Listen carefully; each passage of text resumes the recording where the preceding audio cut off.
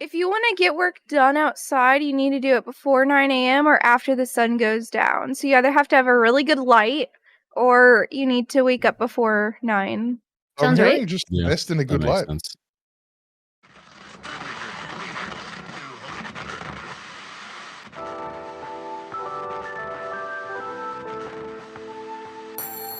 But the best part about podcasts is you don't need to wake up early to listen to them, because this is episode 30 of the Halcyon Frequency podcast. It's kind of crazy. We actually have intro music now. But we have a big announcement to make on this episode of the Halcyon Frequency podcast, airing August 14th, 2022. And that's we have assimilated another human into our fold, being a Bloody Drongo. So I'm just going to kind of roll through the list of who's here on this episode. My name's Blind, and I'm hosting. And I'm joined by Arch Plays Stuff. How are you today? Good morning. I'm doing well. I played D&D last night. Didn't die, which That's is good. unusual for me. So, yeah, it's going well. Implying that you usually die. Suwey is also here. Oh, How are yes. you today? I'm good. Listening to the melodic snores of Suwey in the bedroom. The Melodic Snores is my new, lo-fi band. Dude, I don't know. It was an interesting way to describe it, and I like using exquisite word choices. Is that a bad word to use? I don't know.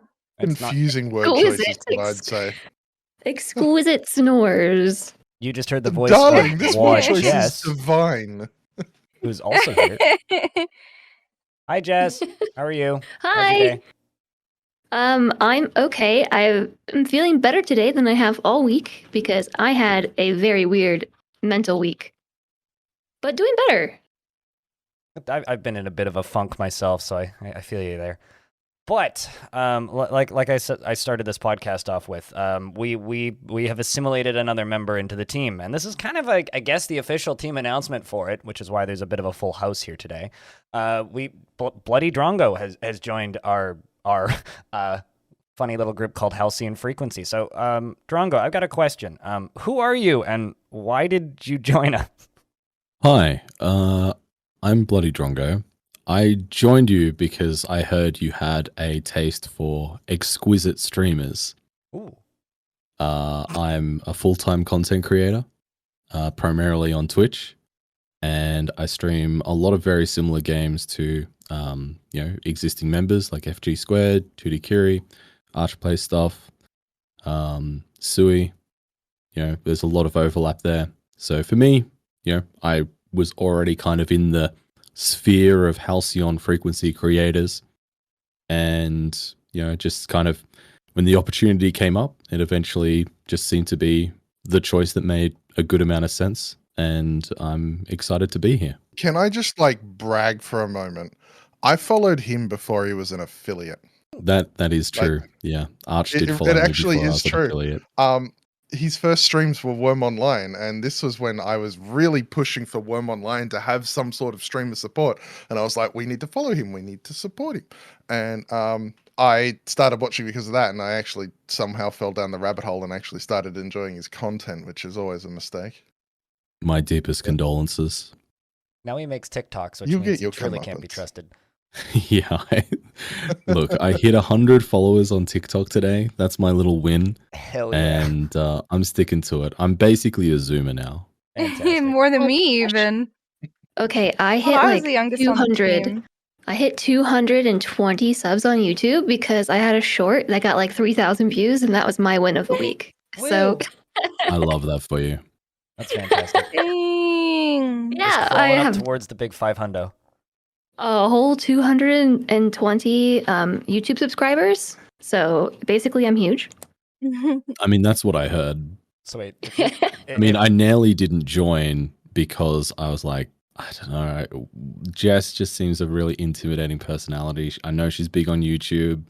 It's like a whole thing. It's all just so intimidating. She can help you grow those short strats. I mean, have you gotten 3,000 views on a short? No. Shorts? None I of us still have. haven't done any shorts whatsoever. I need to break into the market. Mate, I saw a picture of you and you were very clearly in shorts. So I don't know what you're on about. based on my YouTube content, I'm not very into shorts. I'm much more into longs. So, I mean, put up a 7-hour VOD yesterday. People seem to be watching it. Yep. But Good stuff to sleep to. to kind of like lift the curtain for a little bit, from the perspective of, I guess, the co-founder of this team, we've been like sticking out our long-reaching tentacles for a while, trying to grasp around to find another voice to have around this podcast and on the team and help us kind of move forward into the continuously changing eras of Twitch that is the current sphere of content in the internet. And it's nice to actually feel confident enough to reach out to a creator, to ask them to join us, because we're very selective when we bring on new people. I mean, previously the rule always was, unless you've met at least half the team in person at a convention, good luck. But with the way the world's been the last 2 years, that's been oddly difficult, strangely enough. So with that getting more difficult, like, eventually we brought on Arch just due to Arch knowing so many people on the team. And then Drongo's just kind of been an extension of that. And like, we reached out to you because we really like what you do, and you're kind of killing it on social media at the very least. Like, you're a hell of a lot better at social media than I am. You've done real well in the short period of time that you've been full-time. So it's been very exciting to kind of see what you've been doing, and I'm looking forward to help you achieve maintaining full-time in a industry that is about as volatile as a can of Pringles next to a bunch of hungry teenagers. Yeah. Well, no, I really appreciate that. I mean, it's it was very flattering, because I knew how selective the team was, so it was very, very flattering when I was reached out to. And well, then they took me on when you knew all bets were off, right? Well, that was one point in the other column where I was like, Arch, I've got history with Arch, can we put that behind us? Can we move forward? It's a tough slog sometimes, when you've got those kinds of interpersonal relationships with people. And to be clear, I'm very much joking, just in case anybody's unfamiliar with me. Arch and I are good friends. You have an exquisite way of humor. It's also very amusing to me, because a couple of years ago, back when we founded this team, we always had problems scheduling things due to time zones, and we're just like, we just need people from Australia on the team, and then we'll never be able to schedule anything. And now we have two, I guess, New Zealand and Australia. It's like, well, that's why I'm excited. I have an ally in this space now. Yeah, you can try and pull us into the middle of the night, truly. Although you're like on a North American schedule almost, which is confusing. Yeah, I have to say that I actually enjoy the times that you both put forward, so I'm for it. Yeah, me too. I just like the fact that you trialed an Australian, replacement, like off-brand Australian, not quite the real deal. Trialed it first, saw how you liked it, and then you brought on, the fair dinkum, the real deal, the true blue Australian. If it wasn't nearly 5 a.m, I'd be yelling so loud right now. I'll have you know that I only forget I'm Australian like 3 times a day. I don't have anything else to say to that. I think that 3 times for how many hours? The deal. No, like I just accidentally say us Kiwis, or To be fair, us Kiwis rolls off the tongue pretty well. Like, are you saying ask Kiwi? Ask Kiwis? Us. Oh, us. As in, us lot. But I don't talk with a Kiwi accent. I've still got my what did someone call it? Newsreader Australian, apparently, is my accent, It's not as strong as like real ochre Aussie, but it's still clearly Australian. I think I heard someone describe it as. It's like the difference. That makes sense. It's like the difference between somebody with like a stereotypical British accent and somebody who has lived in Britain for 10 years. Yeah, do you speak the Queen's English, or do you just pretend? Yeah. Well, it's like, I mean, like the accent that I speak with when I'm live on Twitch is not my natural accent. believe it or not. And the accent I'm speaking with now is not my natural accent. Really? I would be. Now I'm very curious. What Jess Yeah, said. you hop off the call and he's like, yeah, nah, bro. What's going on? I mean, it's alarmingly similar to that. Yeah, it's a lot How's it more hanging? nasal. Yeah, it's yeah. I mean, it's. I think for the sake of actually trying to be understood, I have to be very mindful of how I speak. This reminds me of I The Walking can't Dead. believe. Because like half of the cast of The Walking Dead is British, and it hurts my brain when I see them talking like not in the American Walking Dead accents. It's like a House, because you see Hugh Laurie in like his earlier stuff with like Stephen Fry or in Blackadder, and oh my gosh, how that man ever managed to do an American accent is beyond me. It's called talent. I thought it was called vocal coaching, but Some would call him A, some would call him B. Called the vocal coach's talent. something like that. I have the occasional Canadian accent slip in, and it's like something that I try and like avoid specifically because people point at me and make fun of me for it. Because every now and again I'll accidentally slip into like an a boot or something like that. And Yeah. whenever Hear that that happens, sometimes? all of chat's just like, got him! He did it! He said. Yeah, I've heard you say that sometimes, and it always pleases me. So don't stress too much. I am mildly entertained by it. Hey, buddy, I sound To like be I'm from fair, like- I'm from Toronto, eh? Oh, we. To your credit, we I didn't almost actually need- realize you were Canadian until now. So Everybody Oh. thinks I'm American. You do kind of Yeah. sound like you're from like the Seattle region. The thing is, Seattle sounds like they're from Vancouver. Like, that's not my fault. No. That's like, No, we're no, literally no, a no. 3-hour drive apart. You sound the same though, except for sometimes in Vancouver they say a boot or house.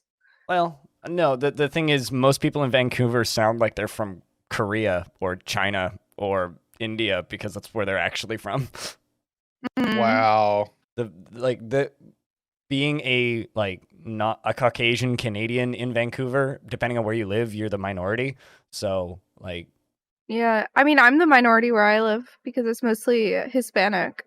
yeah, no, every now and again I'll fall into like the stereotypical Canadian accent, and it's kind of hilarious. Although I always just tell people, if you want to see a good Canadian accent, go watch the TV show Canada's Worst Driver, because the host of that has the most Canadian accent you'll ever hear. But I'm the minority where I am because I have a green beard and nobody else has one. I just have long hair and tattoos. I tweeted about this the other day, but I was walking out. I went and got a coffee in the morning, and I've walked along, and some guys come up next to me, and he's going, "I love it, mate." It's like just gave me the thumbs up, and he's like, "I love it," and then kept walking. I'm like, I nodded and smiled and went, "Yeah." And I looked down, I got my blue Discord hoodie, and I'm like, "Yeah, it's a nice hoodie," and that's what I thought he meant. And it wasn't until like a minute later I've just gone, "Oh wait, my beard's green." He's probably complimenting that. I have no maybe? idea how I missed that. You know, I'm going to go out on a limb and say no. It was most likely, definitely the green beard, because it's the problem is it's slightly shifted from the green that it was, and more of the yellow undertone is coming out. So it's more of a neon green at the moment. This reminds me of me and a friend. We were on a hike a couple weeks ago, and I was wearing a Slipknot shirt, and my friend right next to me was wearing a local gun store shirt. And we're walking down this trail, and this guy comes up in the other direction and looks at both of us, at neither of us in particular, and says, "Nice shirt." And he just keeps walking, and neither of us we both just kind of nodded and kept walking. And then we looked at each other, we're like, "Who did he say that to?" And we still haven't figured it out. I've been getting a lot of compliments weirdly on my hair because I have an undercut, but it's asymmetrical, and so for the past couple of weeks I've been wearing it backwards, and the number of people who have asked me like, "Wow, did you get a haircut?" Or like, "Wow, that looks great." I'm just like, okay, I'm gonna just change the part of my hair now. My hair now goes to the right instead of the left. to be fair, I think undercuts look amazing. I do They too. do. Yeah. Literally the top 10 haircuts ever. My hair's too thin to do that though. Like each individual, so I don't like not have a lot of hair. Each individual strand is really thin and fine, right? So Yeah, I you have got a fine normal hair. amount of hair, but each one is really fine. So I can't do an undercut, or I'd look like I'm basically balding. Suwey my is gosh. trying really hard to argue that she's not bald, guys. It's just her hair. The hair's fine. Look, I would share with you, I have so much hair that I have now shaved off, I think, 2/3 to 3/4 of my hair, and it's still a full head's worth of hair. dang. Also, thicker strands dye easier. You don't have to worry as much about like your hair snapping in half when you dye your hair when it's thicker. I know Yeah. what you're gonna say, Drongo. Well, I was just going to say that, I used to rock the undercut, going back like 5 years ago. And that was like my favorite time of my hair. But now it's all fallen out, sadly. So I now look, have hard essence of relate, hair. and that's the thing. Like I'm very much the same. Like I'm thinning at the front, and it really annoys me because I used to have such thick, luxurious hair. And now it's like thinning at the front where my headphones always sit. And I'm just so annoyed because I never thought it'd happen to me. You always think you're gonna get away with it. You're gonna avoid the curse, and then it starts and never stops. It's funny because one of the most popular podcast ads is like stopping hair from falling out for men. It's like this cream stuff supposedly works. Well, hit us up. We'll do it for a sponsorship. Gonna say we need. I think we have enough reason to try and poke at them. But I mean, I'm probably just gonna shave off all my hair this year. I'm gonna be an egg from this year onwards, I think. Just add it as a charity goal and don't tell it. Well, it's too late now. I was gonna say, don't tell anyone that you were planning on doing it anyways, and just be like, "That's it. If we hit this, I'm gonna shave my head." Or something. Dude. I'll do it. The bald head with a beard though can be a very nice aesthetic. Like it can look so good. Yeah. Oh, In my yeah, for mind, I'd sure. like I to mean- look like Jason Statham, but I mean, See, I'm just thinking Andrew Ray from Binging with Babish, he is very cool. I dig his aesthetic.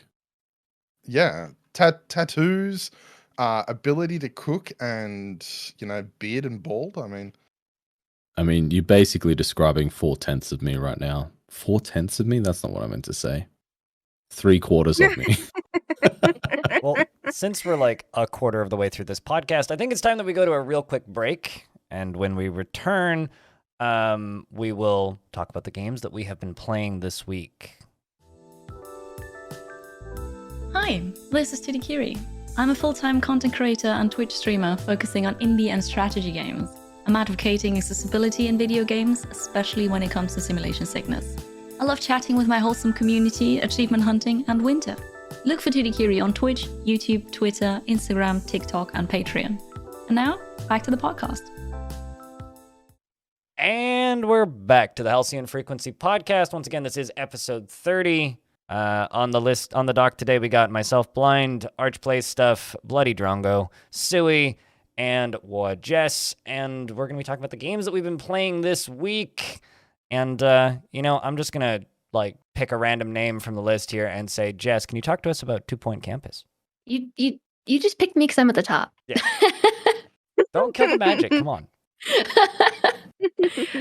I was actually in the bathroom, I think, when you picked two. Anyways, yeah. So yeah, 2 Point Campus came out on the 9th, and it is the follow-up to 2 Point Hospital, which if I say 2 Point Hospital, I mean 2 Point Campus.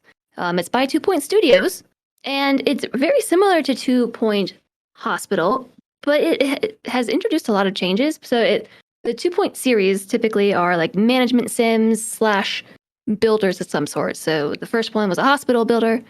This one's a campus builder, if that's what you want to call them. It's pretty neat. Like, it's been a long time since I played 2 Point Hospital, but 2 Point Campus brought some changes, like the ability to edit your campus, whereas before you couldn't change your hospital. You couldn't change the layout of it.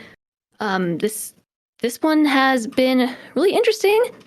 I kind of struggle with it though because I get bothered by the PA system and by the DJ, which I think are supposed to be the selling points. And I also think the menu is like way too cluttered. But it's been cool. I was under the impression that the selling point of these games was the dad jokes.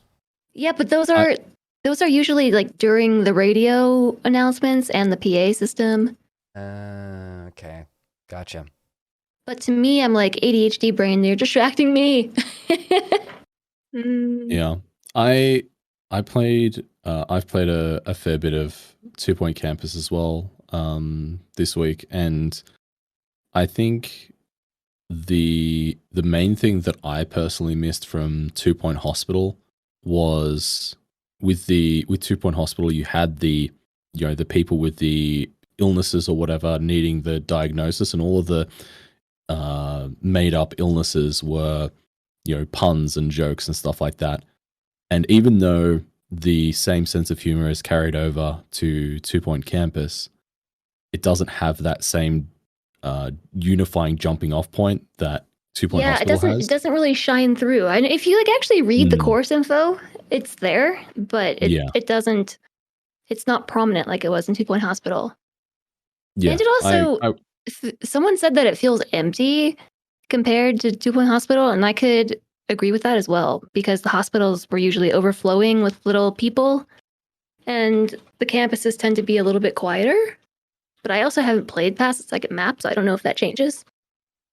Yeah, that definitely does change. I mean, I think, for me, I've definitely enjoyed it because I do enjoy that kind of dad joke, pun, sort of sense of humor that's a bit kind of on the nose.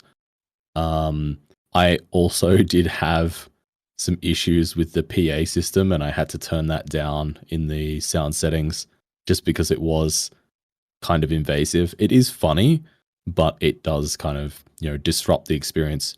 But I think that's only an issue if you're streaming, right? I think if you were playing it in a purely offline setting, I think it would be, a net benefit to the experience.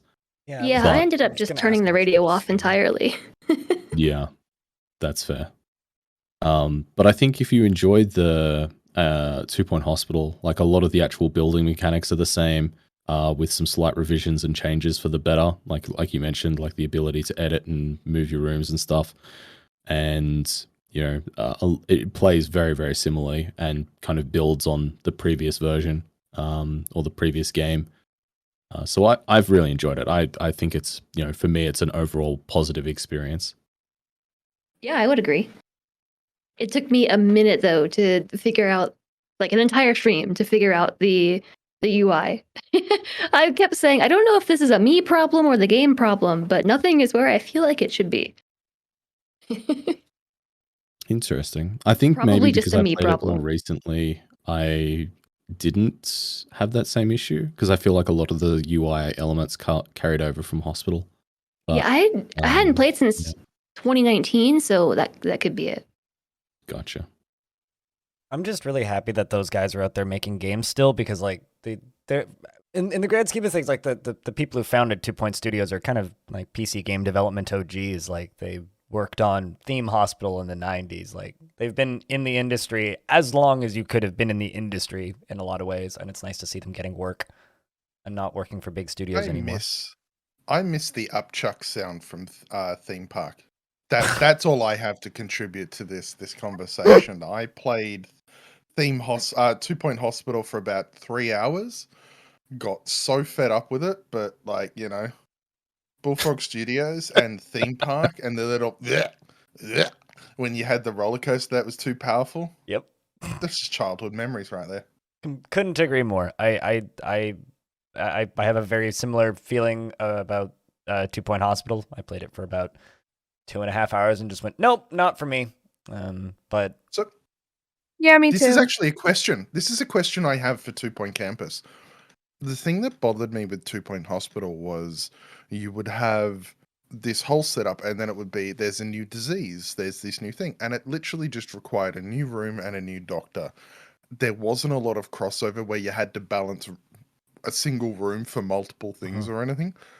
Is that what 2 Point Campus does as well? Is it just basically as it expands, you've just got to add new things as opposed to rework existing flows? Yeah.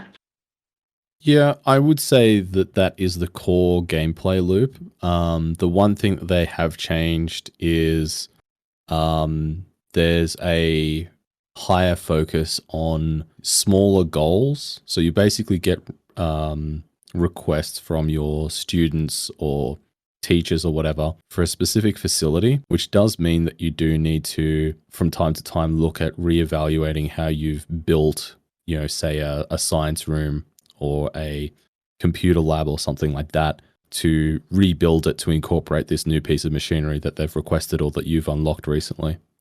So I'd say, yes, the core gameplay loop is very much the same in that respect in terms of adding new rooms and expanding it that way.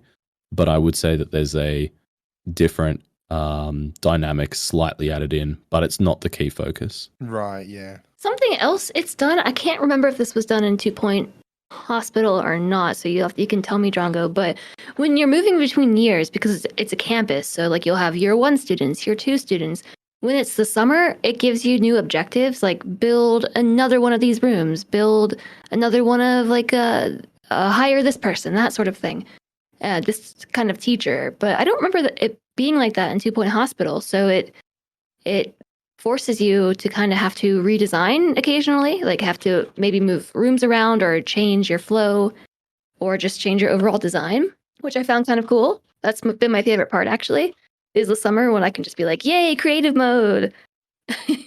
And I know that 2 Point Hospital made some changes post-launch that like forced you to vary up the buildings a little bit, but at the very least at launch, it was literally just make a building. Oh, I need more of that. Okay, copy-paste that building. I think I do agree, Jess, in terms of the actual part where you're looking at going between years, because I think that does add in the opportunity to, when you're upgrading your courses, to be more rewarding and have more students come in and stuff like that. It does cause you to revisit your building, your college, and keep redesigning it and keep refining it. And I'd certainly have done complete rebuilds in my playthroughs because I've been trying to 3-star every map, and it's it's been enjoyable. Yeah, I agree. I do like this one better than 2 Point Hospital, actually. Improvement on 2 Point Hospital.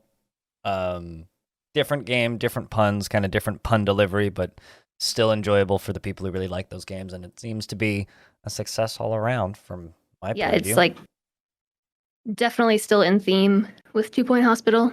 Not too much variation, but improvements were needed. Awesome. Well, I'm curious to see what they do next. I'm sure they'll expand upon it in the future, so we'll probably talk about that game more as time goes on. But Suwey, talk to me about this indie game, Rimworld, I think it's called.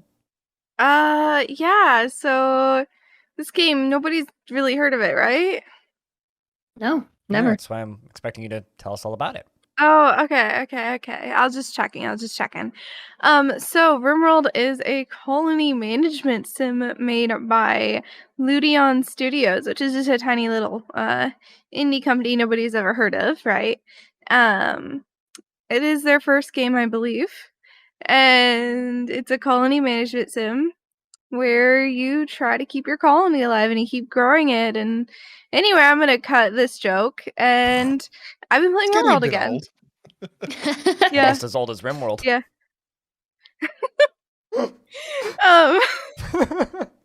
Have you been playing? Anyway, I've been playing Rimworld again. Have you been playing the PC or console version? Because I know they just came out on console. PC. I don't have a console besides Switch. Right, because I think, But I don't know, like, I've seen a fair few people playing it again, and is that because of the console launch? I think It's- like it's just the burnout on it has kind of gone away. Like people in my chat have literally come in, like people who are new to me, and they're just like, yeah, so I couldn't play the game for like 2 years, but I just feel like coming back to it all of a sudden. Like there's just this weird random wave coming back to it right now, it sounds like. Not the first time it's Maybe happened. partially due to console. Yeah, anyway, I'm having a great time. Like, I thought I was completely burnt out and I'd never be able to really enjoy it to the degree I used to, but my community made me a mod list for my graduating college, and I have a bachelor's degree, but now, by the way, I got the certificate on Yay, Wednesday. you graduated 2-point campus. Yep. I got cum laude as well, which means that I got honors. It's just like the fancy Latin term for it. Anyway, so that's like a graduation run, and I've been playing that exclusively. Like, I expected to play games, like, I'd play Rimworld for a little while and then I'd switch, but I'm not even switching games. I'm going like 8 hours straight of Rimworld, which is whack. And I'm not like burning out or anything. It's just a good time. I'm also playing differently. So I used to be like really elitist about the way I played, and now I'm just like, oh yeah, I'll just play on an easier difficulty, really experiment with different things, and just kind of play around with stuff I couldn't before. I just want to quote those famous lads' words of, I'm not burnt out on it anymore. But I also used to be really that's kind of the elitist is the thing. one that I would quote, but Oh, I did. The Even thing for like in me high is, school, dude. I've become so much less elitist with time, but I used to be such an elitist person. wait, hold And on a that's actually second. a big growing point for me. Were you still in high school when we were first playing Rimworld? No, I was phew. in I was gonna college. say, God, I feel so old. so it's I funny mean, you I saying this was because Rimworld did come out like way before I started streaming. If that makes you feel better. Yeah, no, that's fine. I mean, And I started streaming game came out in 2015. freshman year of college. I did start streaming freshman year of college. So if that makes you feel better. a little bit. Anyway, continue. So one thing Um that the elitist stuff is, Drongo, you also like play on like the hardest difficulty. You're one of those elitist people, aren't you? How do you feel about being called out like that? I didn't Well, call I him don't. out. You're the one calling him out, Arch. Look, I'm just inferring from what you've said, all right? No, I did not mean that at Drongo. I mean, I've she always said it. been a big advocate for playing on whatever difficulty or in whatever manner makes you enjoy the game the most with Rimworld, because it's a game that fits so many different play styles, and with all the different game modes, whether you're just playing on peaceful and just building up a little settlement and just making sure it doesn't starve to death, or whether you're playing with some, crazy mods and, having a whole, Lord of the Rings marathon sort of thing happening, or, whether you're just playing vanilla and trying to, play on the hardest difficulty and being a complete masochist, whatever makes you enjoy the game the most is the best way to play it. So How it doesn't many bother me in the tries to get slightest. your colony going? I remember when 1.3 came out and you started the tunnel snakes, it was just like every stream was like 3 restarts. I mean, that's a bit of an exaggeration, but there was a while there where every 2 or 3 streams I'd have to start again. But that was back when before Tynan patched the breacher raids to stop them from being so frequent. That's And right, yeah. every single breacher raid was termites, and I still think termites are pretty OP in Rimworld, but in vanilla exclusively here we're talking about as well. But yeah, they were. It was pretty broken then, because after you got it past a certain wealth point, you would just get breacher raids, and it would just be termites, and it would just absolutely wreck your base, and it was just horrible. Termites? Yeah, They're the mechanoid. thumpers. The mechanoid. Yeah, the I ones call that them, just I call mech. them thumpers because they go boom. Yeah. So I used to play with a You're talking about pretty centipedes? No. No. no. There's Have you even played Rimworld, Suwey? Jeez. Are you playing with ideology, Suwey? Yes. Okay, so in the 1.3 there are now new mechanoids that target walls. They I don't thought do that lots was of the damage. mods. No. Oh yeah, you're No, just that's blow up the walls. vanilla. Yeah. I don't know So I what's used to vanilla and play what's mods. I'm sorry. I used to play with these I think it was one of the vanilla expanded ones that had like super strong walls that you could get like literally like reinforced uranium that had like 12,000, and that was what enabled me to like play on a flat map. But breaches just turn up and cut through it like butter, and it was always like, oh my gosh. Because I think it was one of those things that if your walls are too strong, breacher raids happen. And on one hand, it makes sense of a whole bunch of people going, look, we're going to raid this base, but they got really strong walls, so let's make sure we can take them out. But as a player, it was also incredibly frustrating because it did sort of majorly reduce the effectiveness of kill boxes, which is a very strong strategy in all Rimworld playthroughs, I'd argue. Well, I think the really big issue with breaches that I had was the fact that they still target bedrooms, same as Sapper raids. That is still their target destination. So if you, for example, put your bedrooms on the inside of your base, they're just going to wreck the entire of your base trying to get to the bedroom. But of course, that does mean you can manipulate it, right, by having your bedrooms on the outside, which limits the amount of damage that breaches can do. See, this is where I'd like to see different, like maybe different types of raids attack different things and such, like insectoids going for the where food is, or kitchens, and raids by Imperials going for throne rooms. It would be kind of fun to never know where, like, or to make it harder to manipulate the AI, like you were. Well, I mean, as somebody who can only play on hard difficulties via AI manipulation, I am vehemently against that idea. As an elitist, I say your opinion is trash. Okay, wait. So I still have a question. What's Rimworld? Is Some Dwarf Fortress the knockoff. Steam Deck version of Rimworld the console version or the PC version? Or both? Be the PC version, I would assume. It's the PC version, though. I remember because Italics actually did a console version stream of it, and everyone was like, "This UI would work so well on the Steam Deck," and so yeah, that's what I was thinking. Like, I think which it's a massive missed opportunity to not allow just you to play with both UIs. And I felt this way about the what's it called, the City Skylines port to console for a while, especially with the existence of the Steam Deck. Is the other UI now available on City Skylines? Because I would see that and be like, okay. Well, I think the thing is, like, I don't really know anything about the City Skyline stuff, but with Rimworld, the way they've had to approach it is basically two completely different, development routes, which is why they've had to separate it so vehemently. Basically, two different games. They can't really maintain both under the same umbrella. That's a good point. Oh, speaking of Rimworld, by the way, I'd like to point out that the Hot Potato Charity event, which is a marathon relay event where we run for 120 hours and one person starts and then you read into the next and everyone's passing around a save file, raising money for Doctors Without Borders. That's going to be happening again. It's going to be on roughly between the 22nd and 28th of November. The dates are not set in stone yet, so do not quote me on it.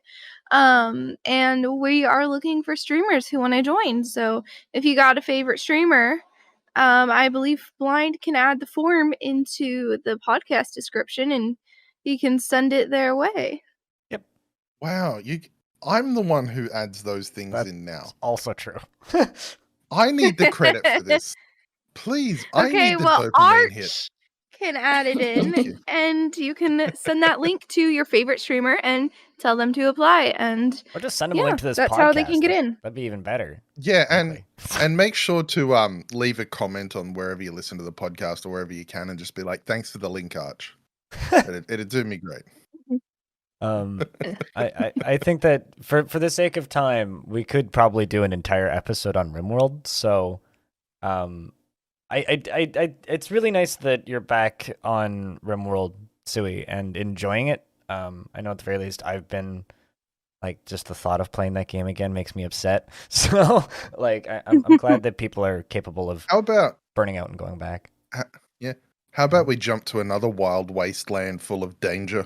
Sure. And I talk about Dinkum. Go nuts. Tell us about the Australian documentary Dinkum. Oh, it's more like Australian Animal Crossing, to the point that I think I've accidentally called Fletch Tom Nook.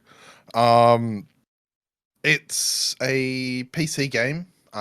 General thing is the world has turned into an ice planet or something, except for this faraway land that you fly to. And it's basically Australian-themed Animal Hold on a Crossing second. that you've got. Isn't that just the plot of Mad Max? Well, it's a little bit of Mad Max, but there's no cars. Oh. Yeah. No, actually, I Also, think there is. You can get a motorbike. So Yeah. it's also, basically yes. is Dinkum a word in Australian?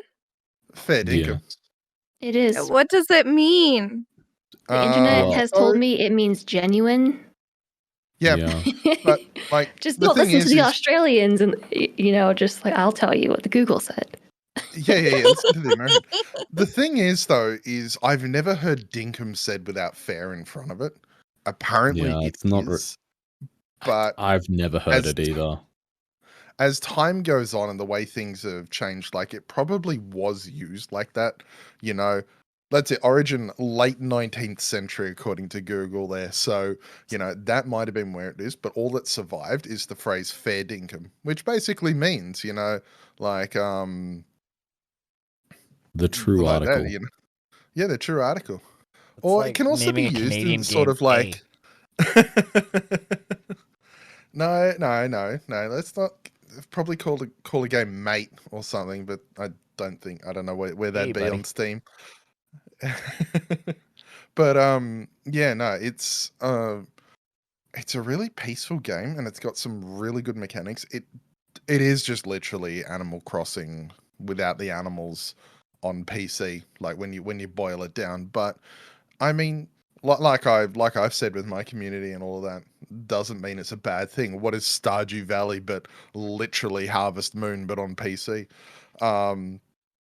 So it's been quite fun playing. It's got some really nice mechanics. It feels pretty solid and polished where it is. There's a limit of like how much content. I've played two streams of about 7 hours each, and I'm probably nearing that point where all I can really do is just prettify the island now and make hundreds of thousands of dinks, which is the money, to buy all the houses. A real missed opportunity to not call them dollary doos, but I assume they were worried about being called out by the Simpsons too much there.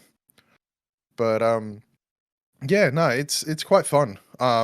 I've enjoyed it. It's been nice and relaxing. I think I got most of what I wanted to do in it, in the sense of doing it on stream. I think now it becomes more of the sort of like mindless playing, because one of my favorite and also most hated mechanics of it is digging.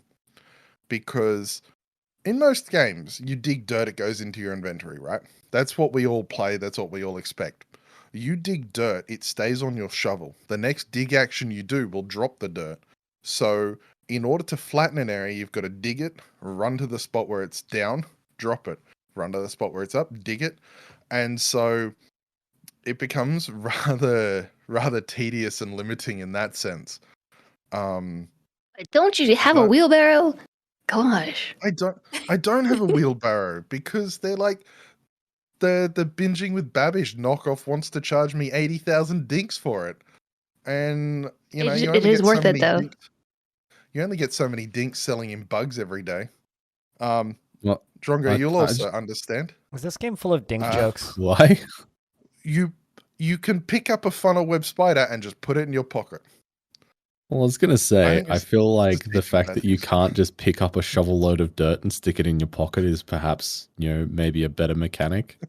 But since you're stuffing funnel web spiders into your pants, I no longer think that that's maybe consistent. I'm googling. Pants funnel are for web spider. bugs only, not dirt.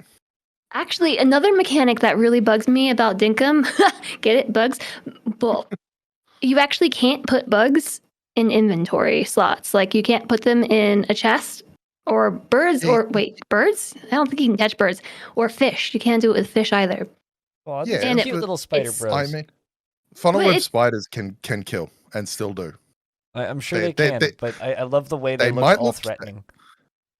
That's because they are. They might look all threatening, but they're Yeah, but you can Australian, also remember pick that. up scorpions and black widows and put them in your pocket in Dinkum. Funny thing about Australia. Australia's the only country where the scorpions are not venomous. Oh, Everything else is, Hmm. but scorpions aren't. because my little brother was stung by a scorpion, and Mum called up freaking. And the first thing the lady said was, "Relax.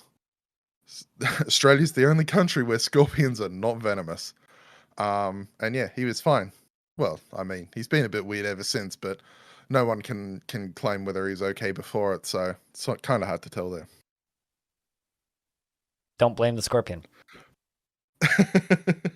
But yeah, no, it's an absolutely lovely game, and the fact that it has multiplayer as well means it just feels like a fun way to spend some time. It is still early access, and you know there are some bits that feel a bit rough. It does feel a bit limited in some areas, but I think it's going to shape up pretty well. Yeah, It's I talked a about single Dinkum a few weeks ago, and I've decided that I really like it.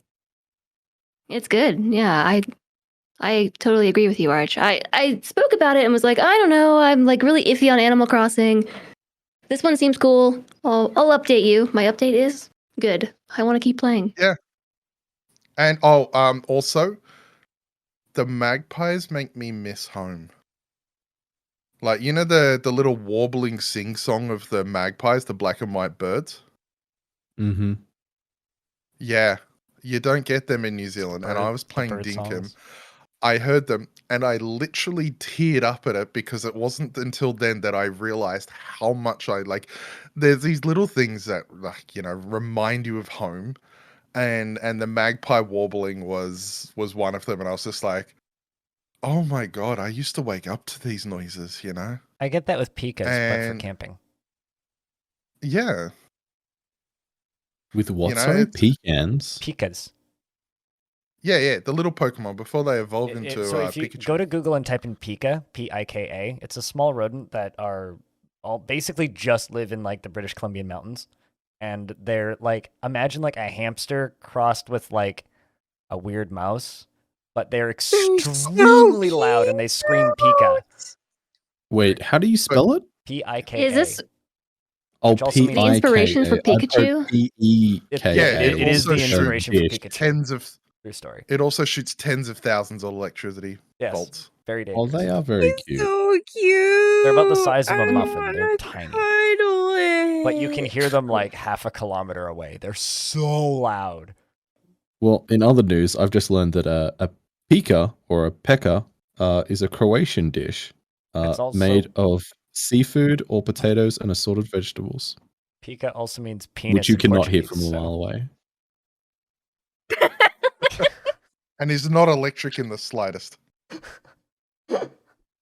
Anyway, sorry for that derail. Oh my gosh, this is so cute. I am watching a video from Mount Rainier National Park. Yep, It's just a video of a pika. just screaming. Yeah, it's really cute. They do that.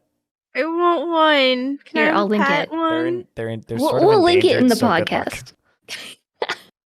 This is now a Pika appreciation podcast. You just It's worth Arch, noting I know that you that you also complain cannot put those in a pocket.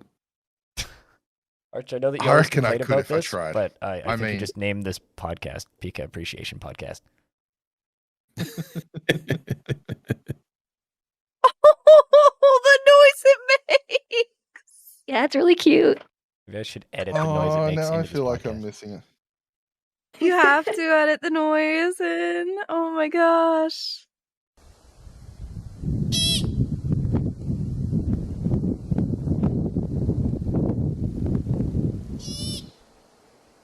All right, I'm biting the bullet. I'm listening to this. But yeah, no. To kind of bring us back around on the subject, I completely understand the home nostalgia of hearing certain animals' calls. Like if I never heard a chickadee again, I would go nuts. I'm very used to hearing chickens, actually. So it'd Fortunately, be weird those are to be in everywhere. a place without chickens. Yeah. I don't think there's anywhere in the world But, like, without chickens. The sound that the hens make in the morning when they're having their eggs, like, also, like, they have this little, like, bark, bark, bark, bark, bark, bark type noise.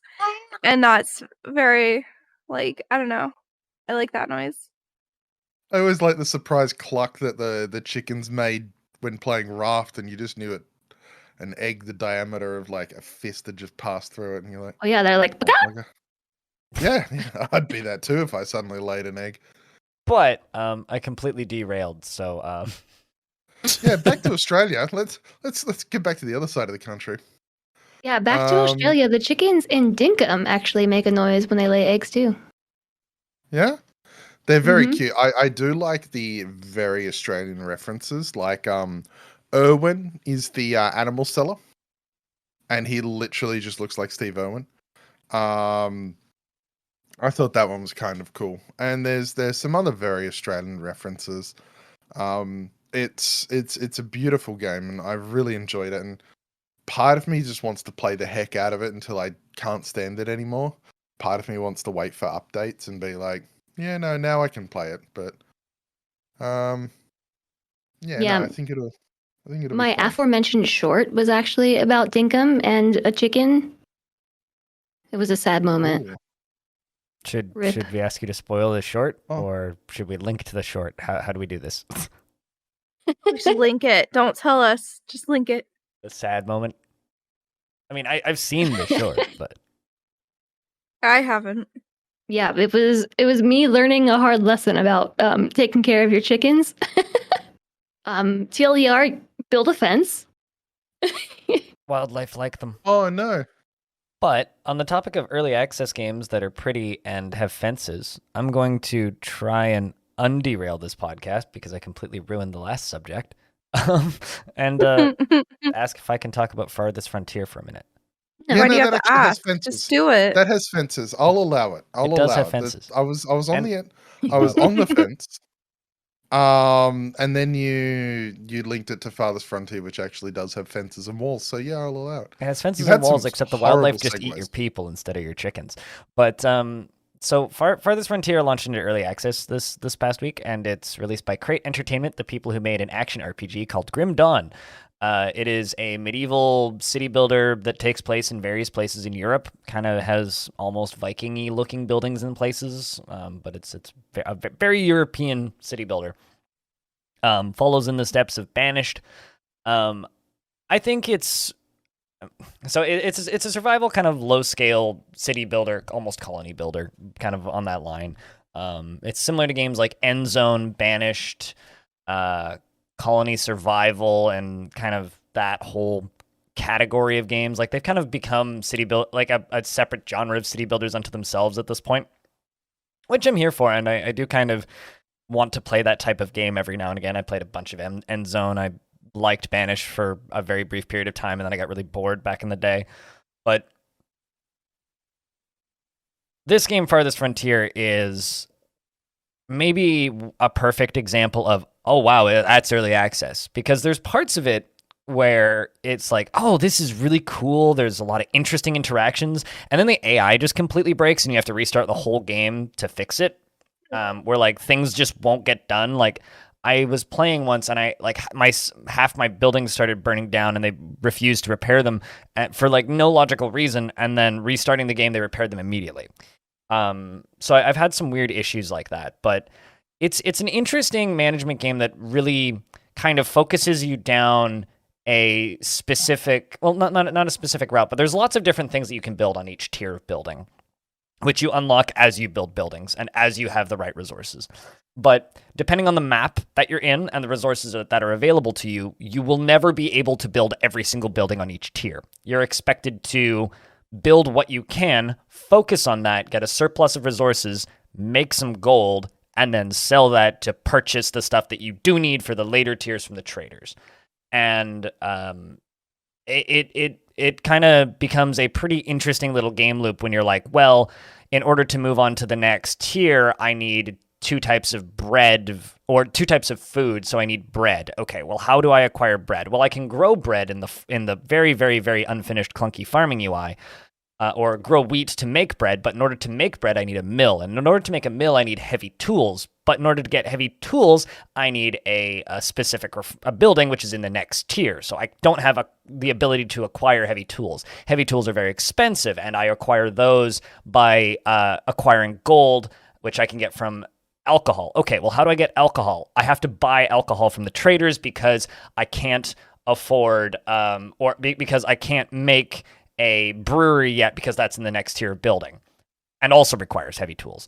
So you suddenly have this option where you're like, well, how can I achieve these goals? And there's always going to be like 3 or 4 different ways that you can do it. And it's usually either comes down to build this other thing that you can produce right now, use that to make money, and then purchase the thing that you need to move to the next tier, or alternatively, the complete opposite route.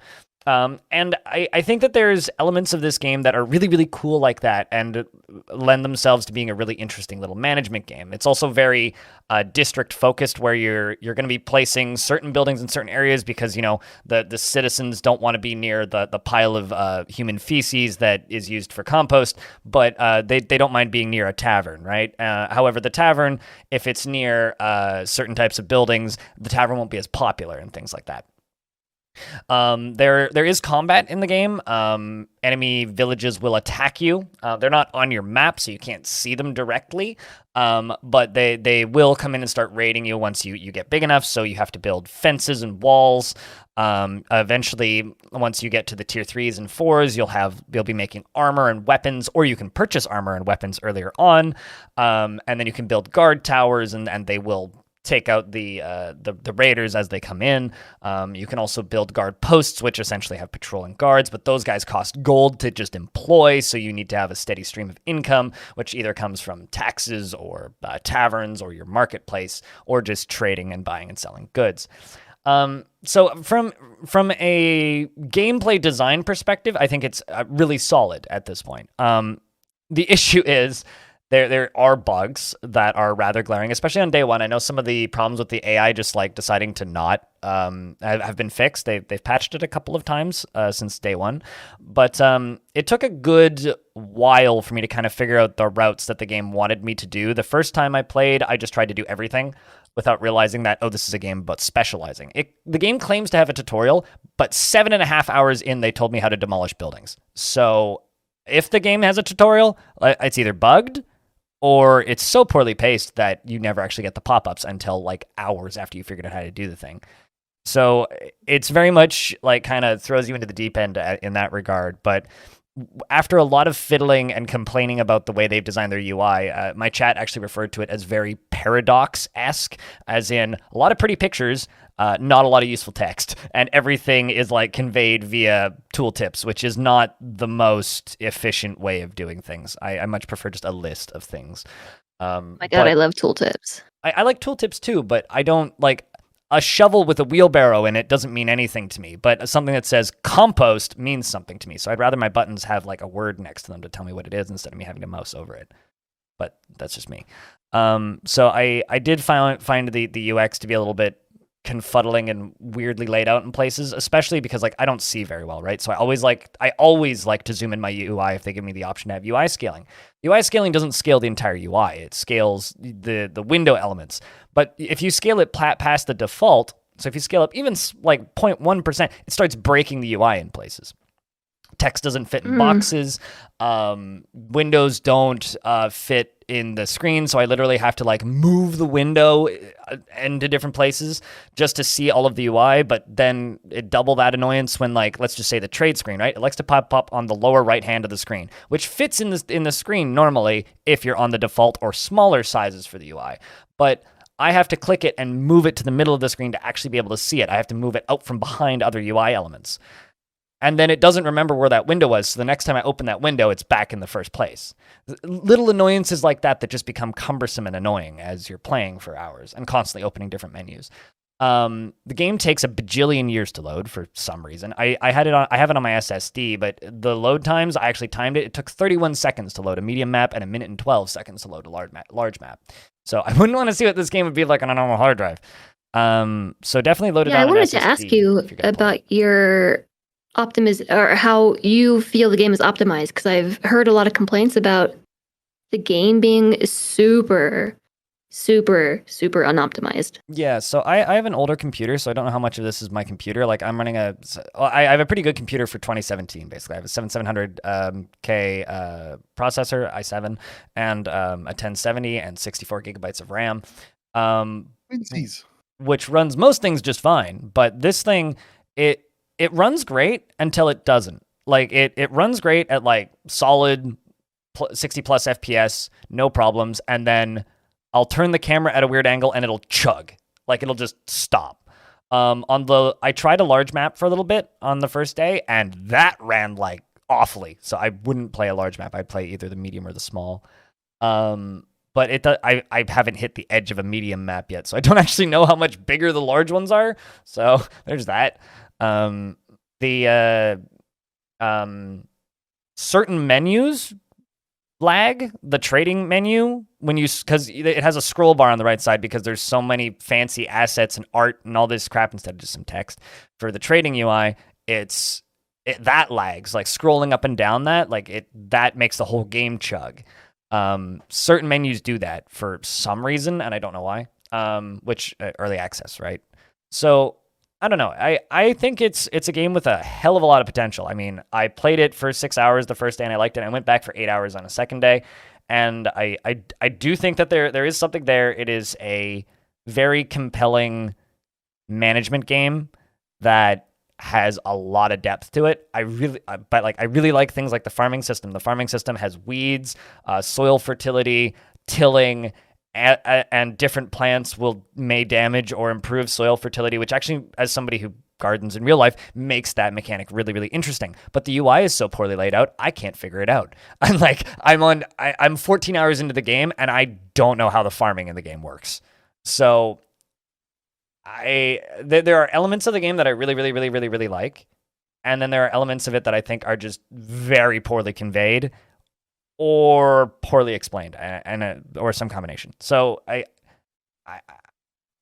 hesitate to recommend it right now unless like you're stupidly into these kinds of games. Like if you have lots of hours in End Zone and other games like this, maybe take a shot at it. And I think a lot of people are, because a lot of people have picked it up and it's been doing quite well from what I can tell. But I know I had a few people in my chat who were just like, "Oh, this looks like something for me," and then they immediately buy it. And they've been enjoying it too, and they agree with me. It's like there's parts of it that are very clunky, but mechanically it's very, very sound. I think it looks beautiful. It is gorgeous looking. My bitrate hates it, but it's gorgeous looking. Even the screenshots, I just love looking at them. I've enjoyed looking at streams, just watching them. Mm-hmm. I haven't actually seen in-depth gameplay, but I'm the kind of person who's just like, wow, this is so nice. Yeah, I just want to live in a tree here. It is gorgeous, and something that's kind of nice because the game doesn't force you to focus on anything. If you're like me and you're like, this farming UI makes absolutely no logical sense, you can run a pretty large city with nothing but fishing and foraging and hunting. So you can, and orchards. Orchards are also really interesting the way they work. They take multiple years, I think, because the game has seasons. It takes multiple years to grow your trees, and they slowly ramp up. So if you plant them pretty early, the second you get them, and by year 7, you'll be getting tons of apples, which is kind of neat. I do really, really, really like the game, but man, it's early access in places. That's my take on Farthest Frontier. Because I think I'm the only. It's on my list. I haven't played it yet. Yeah, it's on my list as well. I mean, it looks gorgeous, and I do get easily overwhelmed. I mean, I did play Banished, not Banished, Frostpunk for 7 hours on stream the other day. But yeah, it does look like it has a lot of fun. Speaking of games that were too much for Arch, Jess, can you talk to us about Citizens Farlands? Yeah, I wasn't expecting that. It's on your list. Yeah, that's one. It's a C grade segue. I just want to point that out. I mean, you did say it was too much for you. So. I did, but I'm just going to rate every segue you use, and we'll just see how it goes. I decided to play this one after the recording I did with you and Kiri. When I realized I actually did own the game, that's a pretty funny, I guess, story, but I actually enjoyed it. I know that the big things that I went into expecting were issues with turtles, and I think you were saying it's Islanders, but worse, right? So Citizens Islanders, Farland but is Islanders, but different. It's a turn-based city builder, but also a puzzler, and so it's got a lot of resource management. And you need to. I've only been doing like one mode where it keeps ramping me up in difficulty. Like I'll play an island, it'll introduce a mechanic, then you have to optimize it, manage your resources because they're finite, and then hit your goals. It says, woohoo, nice, and then we move on to the next island. And I made it through, I think, 8 or 9 of them and really liked it.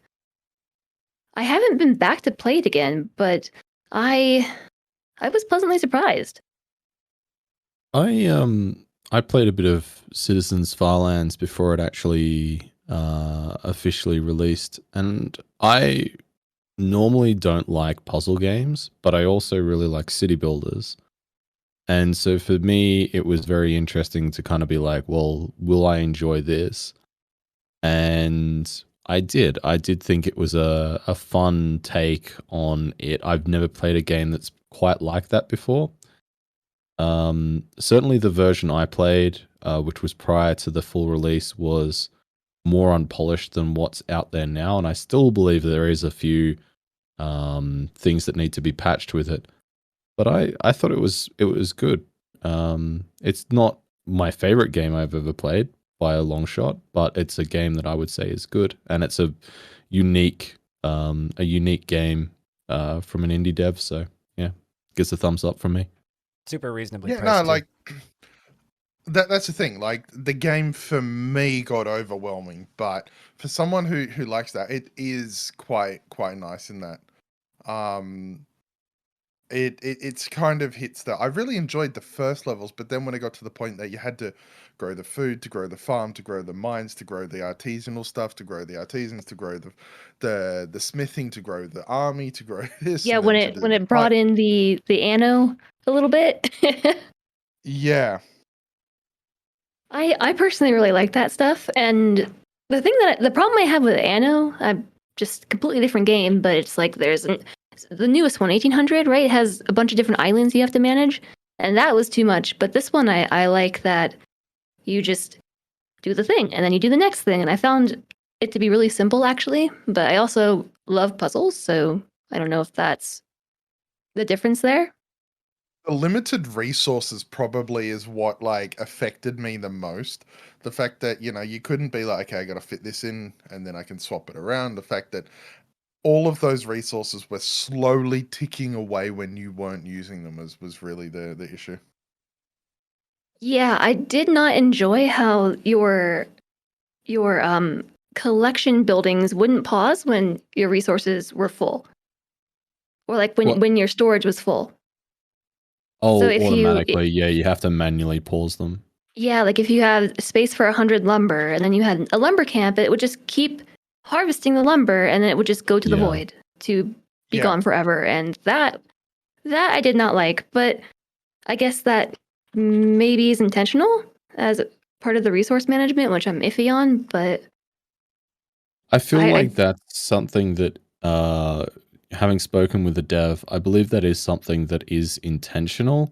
But for me, I don't think it's a particularly good mechanic, because I feel like it's adding in a degree of complexity from the perspective of resource management, which doesn't actually add any value in terms of the gameplay experience as a whole. Which is why, for me, it's it falls down, and it's something that you would intuitively expect it to be like, oh well, we can't store this lumber, let's not harvest anymore. Instead of, oh, we're going to harvest this lumber, oh, we don't have anywhere to put it, let's just tip it in the ocean. that's pretty much what happens. There's not even a pop-up that's like, hey, your lumberyard's full. Yeah. I to me, because I played a couple hours of this off stream, and I kind of agree with Drongo here, where there's just a number of mechanics in this game that I bumped into, or I'm like, oh, I don't like that decision. And I also don't like how this game's trying to communicate that to me, to the point where I just kind of put it down and just decided it wasn't for me. I did not really have any issues with the way things were communicated, to be honest. I thought it was all pretty straightforward. just my biggest issue was with the resources in the ocean. So, for the sake of time here, I think we're going to talk about Cult of the Lamb for a little bit here, because I think that's kind of the big release this week, and it's on a few people's lists here, and we are kind of getting into a longer podcast at this point. So, who wants to start with Cult of the Lamb? Any volunteers? Not it. Yeah, Drongo found a pretty fun dice game in it. Disregard Yeah. Cult of the Lamb. Talk about the dice game in Cult of the Land. Okay. I discovered about the dice today game in Cult of the Lamb. Knucklebones. Knucklebones, yeah. Knucklebones, which is now my new favorite game ever. Like, honestly, like, it's so simple yet so enjoyable. I had a great time playing Knucklebones in Cult of the Lamb. Forget the rest of the game. Just release Yeah, Knucklebones. exactly. No, Reject but Cult of the seriously, Lamb, except become Knucklebones. It's To just play like, this game, you've got to load up Cult of the Lands, go to this room, and then the real game begins. exactly. Well, I'll take the lead on Cult of the Lambs. So Cult of the Lambs is a game that, as was mentioned, has come out this week. It incorporates some roguelite elements. So think like Slay the Spire, games like Hades. So kind of action, top-down action elements, along with kind of a city builder / management games. So it's a real mishmash of different genres, but it brings it together in a way that doesn't at all feel disjointed. And it also has a very, very beautiful and disarmingly cute aesthetic that perhaps maybe hides the darker undercurrents in terms of content, because it is a game that does get quite dark quite quickly. Yeah, you know And- what? Have you seen what's that one called? The auction not included game, but about hell. Oh, jeez. That's not where I thought you were No. going with that. I can't remember what it's called right Good, because now, that game but wasn't good.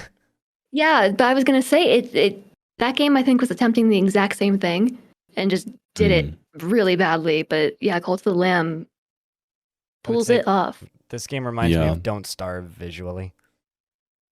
Yeah, visually it has some similarities there. It also has a really, really nice soundtrack and really, really good sound design. It feels everything you feel everything you do in the game feels very responsive and tactile, and a lot of that is in the actual sound design rather than any other elements in of itself.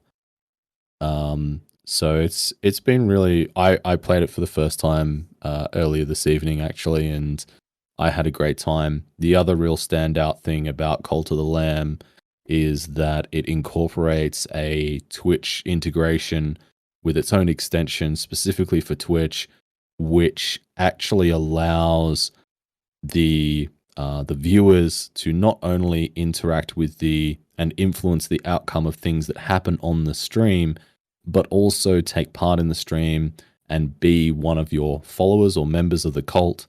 But also then, if they're chosen to be part of the cult, actually design and create their cultist in the integration or the extension software within Twitch, which is an incredibly cool little feature, which I've not seen done before, but just makes it that much more kind of engaging for viewers and gives that much more level of attachment. So I think it's a game that probably has some really good legs, specifically on Twitch, if for no other reason than that. Yeah, I played this one yesterday as well, and my chat loved the integration. Like, we had so much fun. It was the most fun I've had with a game that I personally really enjoyed, and then also enjoyed streaming. Because I've had games I've enjoyed streaming, or enjoyed to stream. I've had games I've enjoyed playing, but kind of meeting in the middle there with something that I'm really passionate about playing plus passionate about streaming, that one is just like, yes. It checks both boxes. So, what's the actual like gameplay loop of this thing like? Because I'll be honest, I'm probably just gonna pass on it. Like, I know Drongo, you mentioned that it's a big mishmash of things. How does it kind of blend those things together? Like, what's the gameplay loop itself like?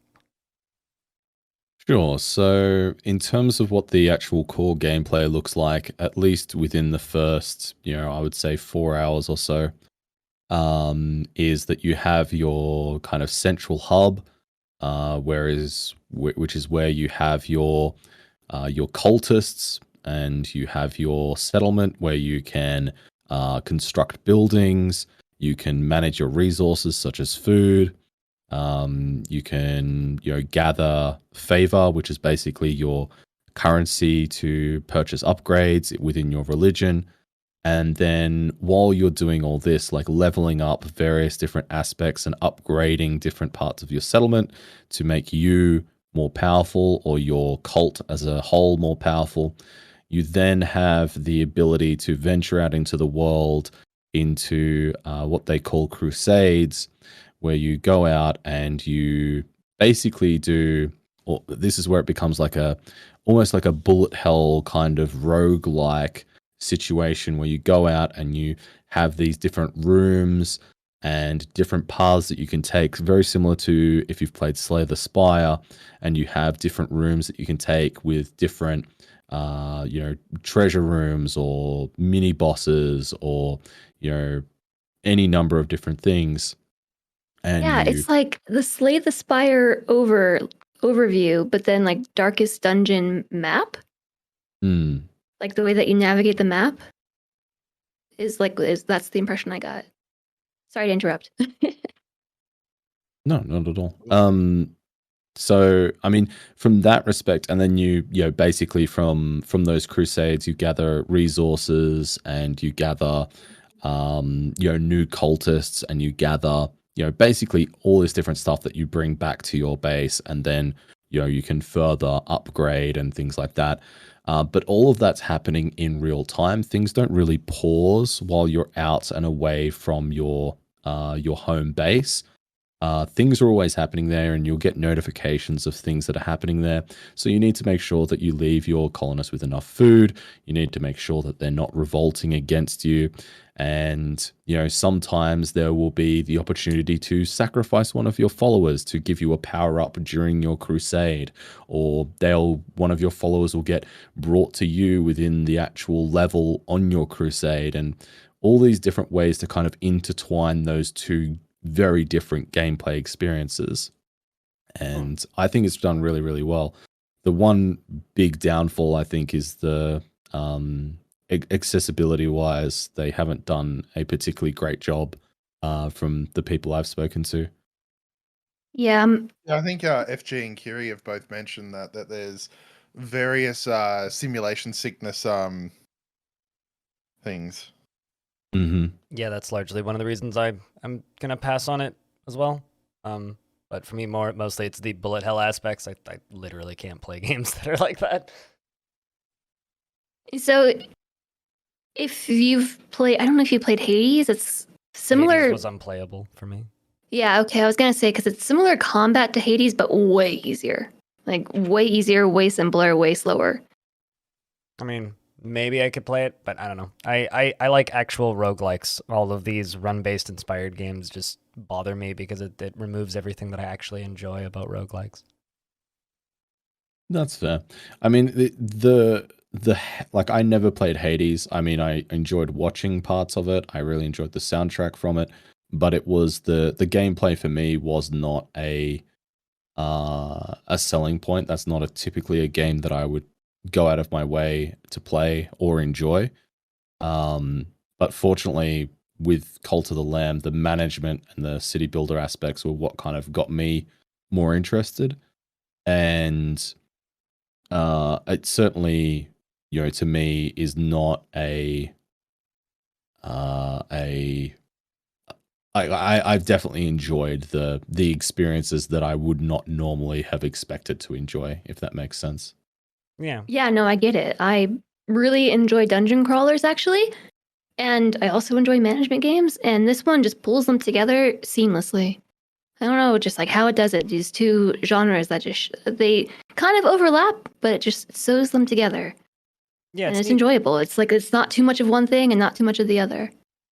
It does seem like a really neat mashup of things, and I'm glad to see that it's landed. I mean, I know that there was kind of some talk about it initially before it came out, like, I hope that this like nails the landing, but it seems to have at the very least. I mean, I know that they had some issues on the first day with the extension breaking, but beyond that, it seems to be functioning quite well, and will probably have legs as a game that will, be streamed by people for a while, and I think that it's a really yet another great launch from the definitely not indie publisher, Devolver Digital. So I'm kind of looking. We still have a few more games left on this list that we kind of need to cover if people would like. So with kind of all of the, I think, the really heavy hitters, does anybody want to kind of do a rapid fire of any of the other games that they've been playing, or should we move on to news? I could pass on mine. I want to hear Drongo talk about Geoguessr for a bit, because it's not a game I've seen streamed very often, and I want to hear more about it. Or did we already talk about that? Drongo, Geoguessr, go. We talked about it before recording. Oh.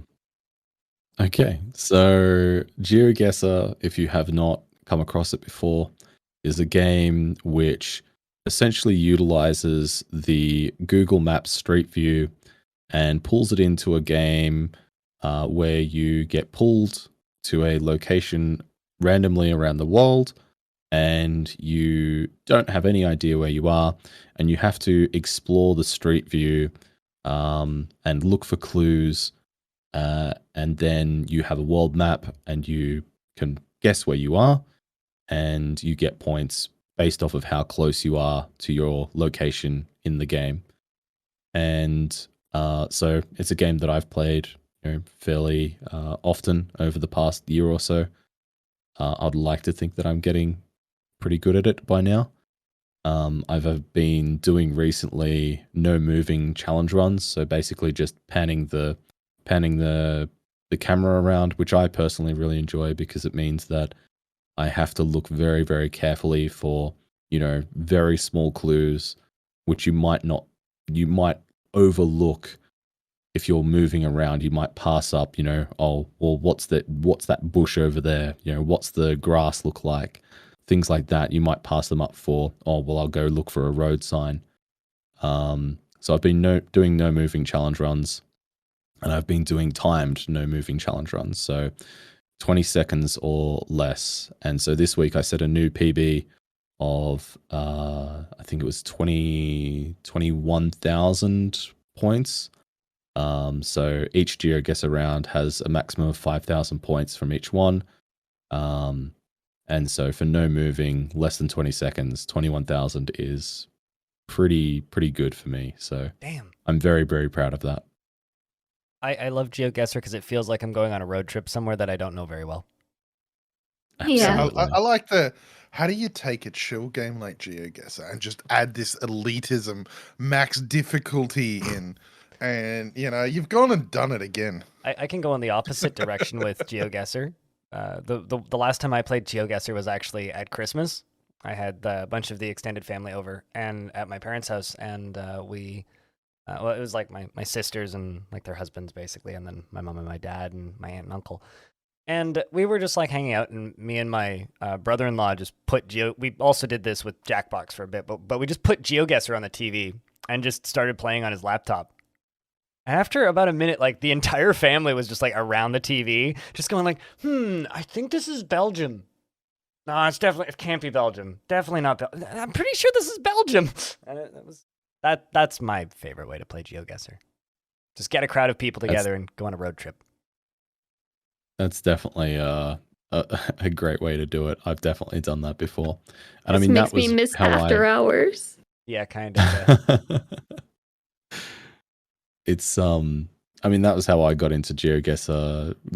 Originally was during the pandemic. Traveling for me was always a big part of my life, and so being able to go on a virtual road trip and see different parts of the world using Geoguessr was a way to vicariously do that. All right. Well, we're going to take a real quick break. When we come back, we're going to talk about some Twitch news and then talk about Unity for a couple of minutes, and then we'll wind this podcast down. So thank you very much for listening up until this point. We'll be right back after this short message. Well, hi there, I'm FG, and you can find me over on twitch.tv/FG2, Mondays through Fridays at 9 a.m. BST, which is 4 a.m. Eastern, 1 a.m. Pacific, 10 a.m. Central European Time, and we play loads of different games, indie games, AAA games, things you have heard of, things you haven't heard of. It is also not my birthday, this is not a cult, and elephants are pretty cool animals. If you want to know what the heck that means, come and find out. See you on Twitch.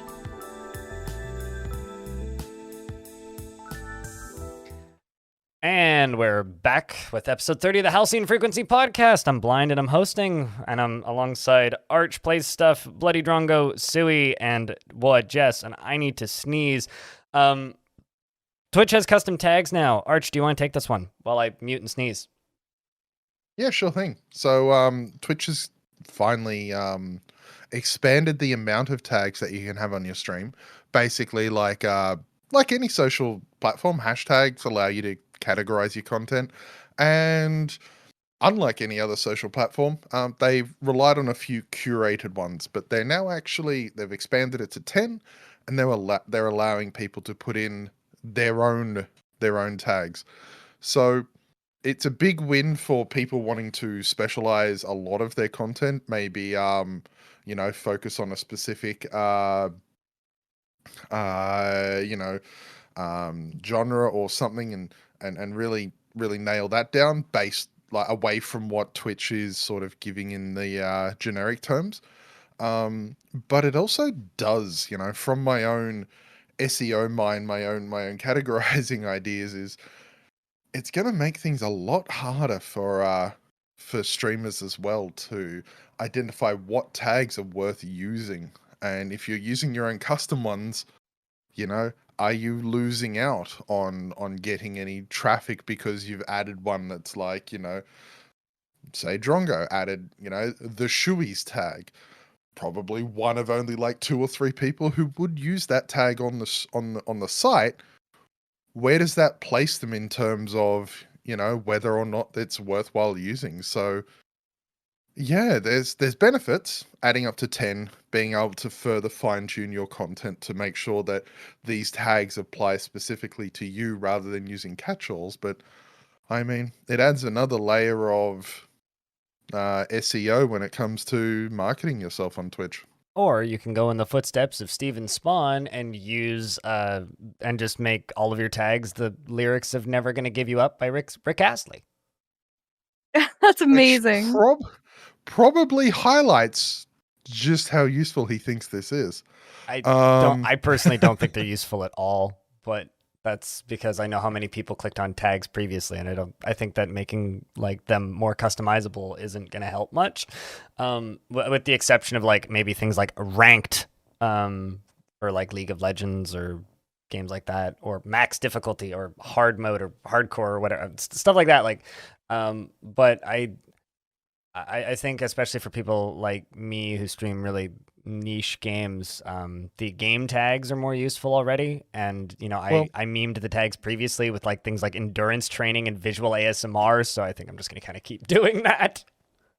So they're for 2 things, right? They're for users to find, but they also help Twitch categorize your content as well.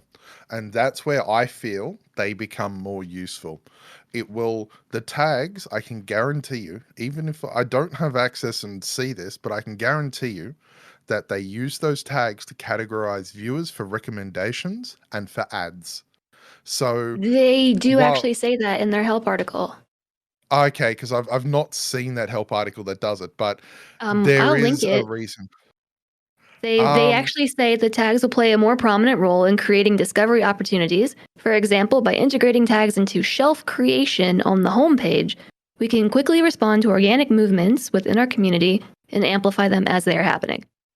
Yes, but I'm talking back end recommended. If it goes, okay, people watch this channel that has these tags, let's recommend to them channels that have the same tags, rather than saying, oh, meme runs is a tag that's trending, let's make sure there's a meme runs thing on the homepage. It's saying, you watch meme runs, we're going to recommend other streamers who use that tag. And that's what the shelf is on the homepage that they're talking about. That's the recommended shelf. okay, because I wasn't sure whether that was the trending shelf, where it would be like, okay, this is recommended to everyone, but it would also be used in advertising as well. I've not bought ads on Twitch, but every other platform that we've ever worked on in advertising, you definitely, hashtags play a part in it. Reddit, subreddits and related subreddits and content play a part in it. So it's definitely, it's one of those situations that is a win-win. It is more customization for streamers, and it also means more specialization for advertisers and Twitch, which is, we all know Twitch is really trying hard to make ads more acceptable, on the platform. And I do have a major complaint about this tagging system, though. YouTube's tagging system allows for spaces in the tags. This one doesn't. So for me, with my old visually impaired and legally blind tags, which I used to, legally blind would be new now because I can customize them, but visually impaired is now significantly less useful because it can't have a space in it, and things like that make me take the system less seriously. Well, I mean, Twitter, which arguably created hashtags, doesn't allow spaces. So people are used to it. It is a very common thing. I would actually say that people reading hashtags where you've camel cased it so then the each word has, the start of each word has a capital. Are we talking about people clicking on the tag, or are we talking about the site categorizing tags? Because if they're categorizing them on the back end, we want them to be easier to read for somebody who's scrolling down and sees a recommended list. We don't want them to be as clickable. Whereas Twitter's hashtags are something that you click on. Just quickly checking. You can click on these. Yeah, you can click on these, but nobody does based on the tracking that I've gotten from previous ones. Yeah, I just checked. I just checked and I've got the message that it's currently under maintenance. I don't think I've had it given yet. But just having a quick look here at stream information. The category tags allow it, so I don't know, maybe it is something that they can add in or will look at adding in. If I type in test space tag and then press enter, it puts it together without a space. Here, I'll screenshot it. Well, so this is kind of related to a problem I mentioned earlier. If you have two words in your tag, and if a viewer is searching for a piece of your tag term, it won't show up. So if you're looking for chill, and as a viewer you type in tag filter chill, if someone has chill anything after, they don't show up, and that to me seems like a really big limitation. Whereas YouTube's hashtag chill, hashtag chilled out, hashtag chilling, hashtag chills. You see, none of that would show up. Less convenient though. It's not as good of a tagging system. But what I will say is this is kind of a rare W for Twitch. They did a good with this one. As much as I can poke at the system and be like, this could be better, because it could. I do think this is good. Well, I think it's one of those things that will continue to evolve over time, because let's not forget that it wasn't that long ago where Twitch was adamantly saying, we will never expand our existing, tags that we have on the platform, and we'll never allow custom tags and stuff like that on the platform. And so this is, obviously a pretty major deviation from that, and it obviously, fits in with what their plans are for the platform in terms of how they want to, increase discoverability, which we know from what they've said is a big focus for them in terms of how they're organizing browse directories and things like that. So I think we'll see a lot more changes in this space. So hopefully they continue to be positive. I just hope they don't break the site like YouTube does on a bi-weekly basis. But Now we've got this block of, well, 2 articles specifically, but they link into previous articles we've talked about on this show before, and that is everybody's favorite game engine, Unity. So I almost want to make Arch take this one again, but I feel bad because I just did that. So I was surprised when you said me on the other one because I was like, I needed to sneeze, and you were the first on the list. on this one. If Jess was named I'm happy to- Jess and popped up before you, then I would go for yeah. Why me? All right. Now for times today. now for Jess. Oh, Jess. Can you tell that I'm a simple happy to take person the lead on and I this just one. go for the top of the list or the bottom of the list? I can take this one though because I have done a bit of reading and All then right. I can pass it all over to you. Basically, Unity's in the news again for 2 reasons. AppLovin has made an offer to buy Unity, a rather aggressive deal, looking to spend $17.5 billion on it, which is a lot. And all of that is big news in and of itself. But something that's part of I'm going to interject here for a second. Nobody on the planet knows what AppLovin is. So real quick, from their website directly, AppLovin is a corporation doing business as AppLovin, a mobile technology company headquartered in Palo Alto, California, and they specialize in monetization tools and analytics for mobile apps. Please continue, Arch. And the reason one of their big things about stepping in is they want to quash the IronSource deal. And this strikes me as very interesting because IronSource is also a monetization platform and tool. So I do wonder if it's literally them going, if we don't do this, we're dead in the water. So, we've got to go big or go home. And so there is all of that. That's still on the way. I think they're looking to buy shares around $58, $59. But some big news has also come out from Unity, which will affect share prices, though I'm not entirely sure which way. Because the deal has affected AppLovin's stock positively. They're up 5% almost. Yeah, but Unity's also announced that they've signed a contract with a GovTech firm to become the preferred real-time 3D platform for simulation programs across the US government, including defense. Now, people who have followed Unity closely and been somewhat critical or somewhat aware of what's been going on, it actually has been doing this for a while. Last year, there was an open letter from the Unity devs asking for more transparency on what Unity was doing, working with the government. But yeah, this is another big, the quiet part out loud. It's been an open secret that Unity's been working with it, but now they've announced that they've signed a very big contract to do it. So a lot of people are unhappy, and a lot of people are not surprised. I think I fall into the not surprised category because if someone if the government is looking for 3D solutions, someone is going to do it, right? And so why not Unity? However, I don't really think it's cool if you sign up to work at Unity with the intention of developing games and then having your work militarized. That's super uncool. Yeah, it's less the game engine side of them that is gonna end up moving in towards the governmental work, and more the what's the word I'm looking for here? The AI and because when the open letter came out, the people that were being moved over to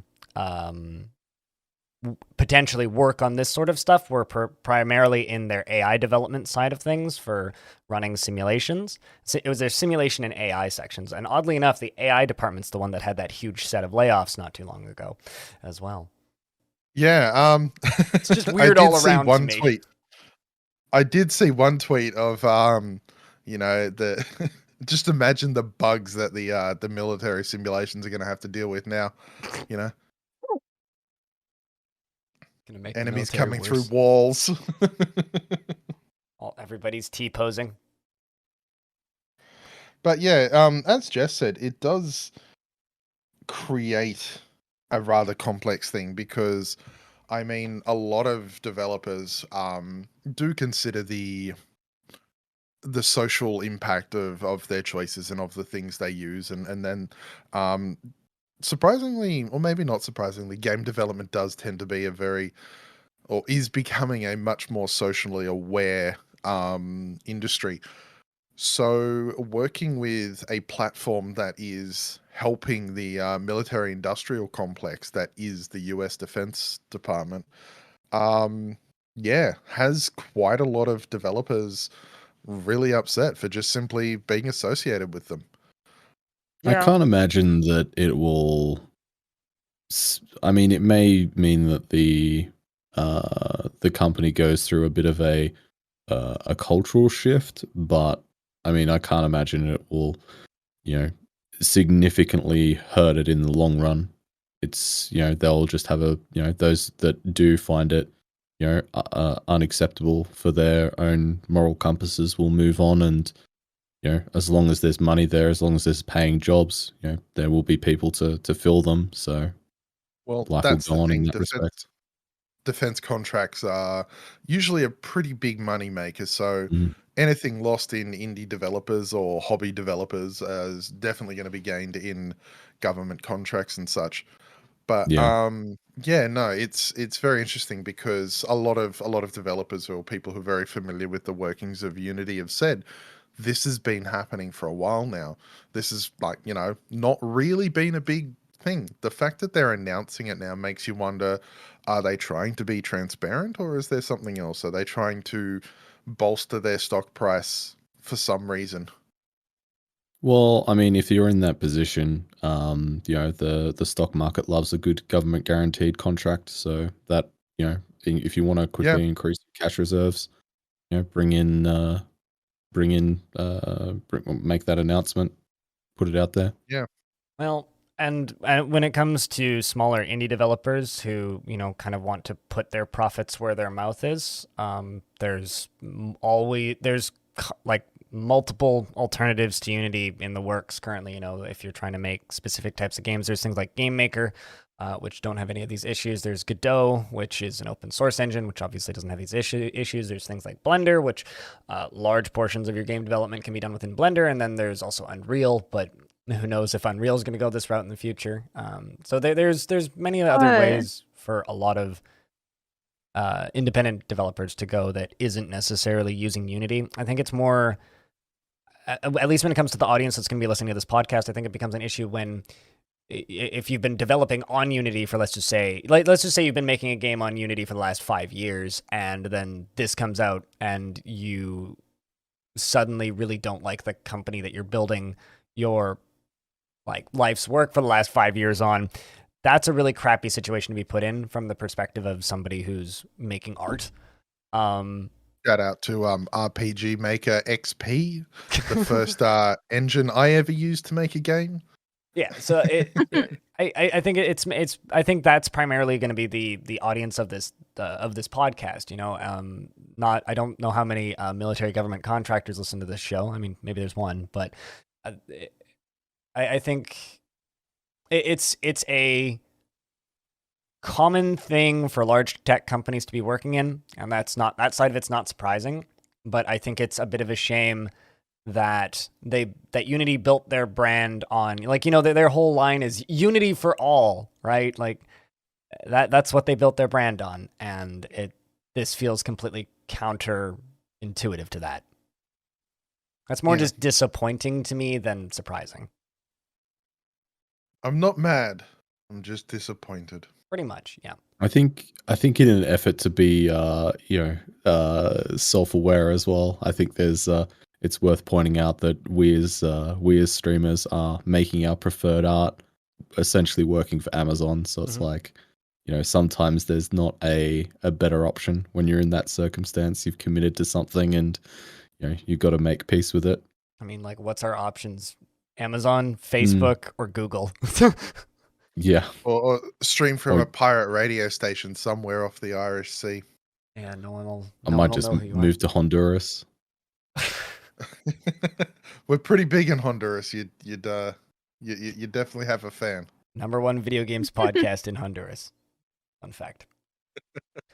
Suwey, I feel like I barged into something that you were saying. If you had something to say, please say it. Oh no. Okay. No, it doesn't matter. It's way past. But, at the end of the day, I think that this is going to be an evolving story. When it comes to the AppLovin and Unity merge, I will be kind of surprised if that happens. Just because generally mergers fail when they're not super lopsided in one direction, and this is two companies around the same value margin, trying to buy each other out, and also pushing out another company. So personally, I will be kind of surprised if that goes through. I think that Arch's point of it blocking the IronSource deal is an interesting concept. I don't like IronSource because I was one of the people who had to fix their... IronSource made an auto-downloader that downloaded a whole bunch of different pieces of software when you downloaded a free pieces of software, which was basically malware, because it would download stuff without your knowledge or permission. That was what got them their start. Yes, a lot of those people who made that software no longer work at that company, but that is still ingrained in my brain for what IronSource is. So for me personally, if that deal fell through and didn't happen, I would be kind of happy. But at the end of the day, I haven't been particularly thrilled with Unity for a very long time anyway. So there is that. But I'm glad I haven't had to fix my relatives' computers in a while. But Oh my. kind of a, weird vibe to end this podcast on, but make your art where you feel good about it. And that's, I guess, I think that's all takeaway. you can really do, what's that thing there? No ethical consumption under capitalism. Yes. Beautiful quote. It is about, doing that and doing the best you can. But no, I think that everyone sort of finds these things and they make their own choices based on it. And if someone, does make a choice, it doesn't necessarily mean that they fully reflect those values and all of that. Sometimes they're doing what they can to get by. We're also doing what we can to get by hosting a podcast. Once again, we are Halcyon Frequency, and this has been the Halcyon Frequency Podcast, episode 30. I just wanted to say a real quick shout-outs to Peter Pohl and Paul Mile for the lovely intro and outro music we now have for this show. And because we're kind of in the outro sequence, Bloody Drongo, could you please tell us who you are and where people can find your stuff on the internet? Hi, I'm Bloody Drongo. I'm a full-time content creator. You can find me 4 nights a week over on Twitch, twitch.tv/Bloody Drongo, all one word. And you can also find me on Twitter as @TheBloodyDrongo. And now we're just going to kind of work down the list. Arch, could you please do the same? Yep, you can find me on Twitter at ArchPlayStuff. Hi. I stream, yep. And you can find me on Twitch and YouTube, just Suwey. And then on Twitter, I'm at Suwey Streams. Jess, where can people find you? You can find me on Twitter at Woah_Jess, WOAHH. That's the real spelling. And you can find me at BlindIRL everywhere. And if you want to find more episodes of this podcast, you can do that at halcyonfrequency.com. Of course, you can also find all of us over there. And you can also find more episodes of this podcast in places where podcasts are harvested organically. We don't like GMO products in our podcasts. And if it doesn't show up in places where you can find your podcasts, then please tell me and I will make it show up there, although we should be pretty much everywhere at this point. If you listen to this podcast in a place where you can leave reviews or follow it or thumbs up or likes or whatever's, please do that because it does help other people find this podcast. And because it's hard to advertise podcasts, please tell your mother, your friends, your dog, your cat, your pet snake, and your pet spiders about this podcast and maybe make them listen to it as well to increase the play count so that maybe we can get some sponsors on this show one day. Thank you very much for listening to this episode, and we'll be back next Sunday with more of this, whatever this is. Now's where we all say goodbye, generally in unison. So, goodbye. Bye. Goodbye. Bye, everybody. Where was the unison? There was no unison in that. I held it Fix it in out to post. try and wait for you guys.